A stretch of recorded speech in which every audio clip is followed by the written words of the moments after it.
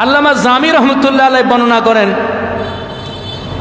রাসূলুল্লাহ সাল্লাল্লাহু আলাইহি ওয়াসাল্লাম ইমাম হুসাইন রাদিয়াল্লাহু তাআলা আনহুকে কতটুকু ভালোবাসতেন, কতটুকু মায়া করতেন। ইমাম হুসাইন রাদিয়াল্লাহু তাআলা আনহুর প্রতি রাসূলের কতটুকু ভালোবাসা ছিল, কতটুকু টান ছিল, মহাব্বত ছিল, তার প্রমাণ করতে গিয়ে শাওয়াহিদুন নবুওয়াহ আব্দুর রহমান জামি 305 পৃষ্ঠার মধ্যে বর্ণনা করেন, আল্লাহর হাবিব সাল্লাল্লাহু আলাইহি ওয়াসাল্লাম একদিন তার এক পাশে তারই সন্তান ইব্রাহিম বাম পাশে বসা। রাসূলের এক সন্তানের নাম ছিল কি? ইব্রাহিম।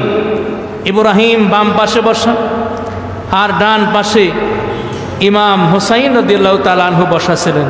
সুবহানাল্লাহ। এক পাশে নাতি, আর এক পাশে নিজের সন্তান। এক পাশে কি নাম কি? ইমাম হুসাইন রাদিয়াল্লাহু তাআলা, আর এক পাশে তার সন্তান ইব্রাহিম। এমন সময় সাইয়্যিদুল মালায়েকা রুহুল আমিন জিবরাইল আলাইহিস সালাম রাসূলুল্লাহ সাল্লাল্লাহু আলাইহি ওয়াসাল্লামের দরবারে হাজির হয়ে গেল। লব্বাইক ইয়া রাসূলুল্লাহ, লব্বাইক, হে আল্লাহর হাবিব, আপনার এক পাশে আপনারই সন্তান ইব্রাহিম, আরেক পাশে আপনারই নাতি ইমাম হুসাইন। আল্লাহ পাক আমাকে পাঠিয়েছেন এই দুইজনের মধ্য থেকে একজনকে আল্লাহ পাক নিয়ে যাবেন। দুইজনের মধ্য থেকে একজনকে আল্লাহ নিয়ে যাবেন, তবে কাকে নিবেন সেটা নির্ধারণ আল্লাহ করে নাই, আল্লাহ পাক আপনার হাতে ছেড়ে দিয়েছেন, এটা আপনি নির্ধারণ করে দিবেন। সুবহানাল্লাহ। চিন্তা করেন, কার হায়াত কতদিন আছে না আছে, দুনিয়াতে রাখা না রাখা এটার এখতিয়ারও রাসূলের ছিল কি ছিল না? কথা কয় না কয়? আল্লাহ পাক নির্দিষ্ট করে দেয় নাই, বলে নাই যে অমুককে নিয়ে চলে আসো, বলে নাই। আজরাইল আসে নাই, আজরাইল আসার আগে জিবরাইলকে পাঠাইছে, ইয়া রাসূলুল্লাহ, এক পাশে আপনার সন্তান আর এক পাশে নাতি, একটা বিশাল পরীক্ষা, ঠিক না? দুইজনের একজনের হায়াত শেষ, তবে কার শেষ এটা আল্লাহ নির্ধারণ করবে না। কাকে নিয়ে যাবে আল্লাহ বলবেন না, এটা আপনি নির্ধারণ করে দিবেন। আপনি যাকে বলবেন আল্লাহ পাক আজরাইল পাঠাইয়া তাকেই নিয়ে যাবেন। সুবহানাল্লাহ।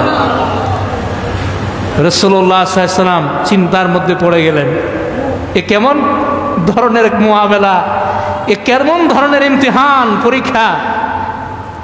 চিন্তা করতে লাগলেন, যদি আমার সন্তান ইব্রাহিমকে নিয়ে যায়, ইব্রাহিমকে নিলে কষ্টটা আমিই পাবো, ঠিক না ঠিক? আমি কষ্ট পাবো। কিন্তু যদি আমার হুসাইনকে নেয়, হুসাইনকে নিলে আমিও কষ্ট পাবো, আমার ফাতেমাও কষ্ট পাবে, আমার আলীও কষ্ট পাবে। আর হুসাইনকে আমি এত বেশি ভালোবাসি, আমার সন্তানের বিয়োগ বেদনা, আমি বিচ্ছেদের বেদনা সহ্য করতে পারবো, কিন্তু আমার হুসাইনের বিয়োগ বেদনা আমি সহ্য করতে পারবো না। সুবহানাল্লাহ।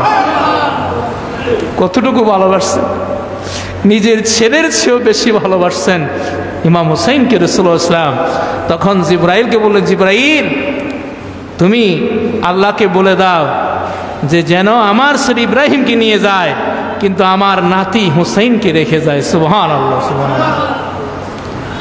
কতটুকু ভালোবাসছেন ইমাম হুসাইনকে রাসূলুল্লাহ সাল্লাল্লাহু আলাইহি ওয়াসাল্লাম। এর কিছুদিনের মধ্যেই, 3 দিন পরেই আপনার ইব্রাহিম তিনি ইন্তেকাল করলেন। কয়দিন পরে? 3 দিন পরেই ওনার ছেলে ইব্রাহিম ইন্তেকাল করলেন।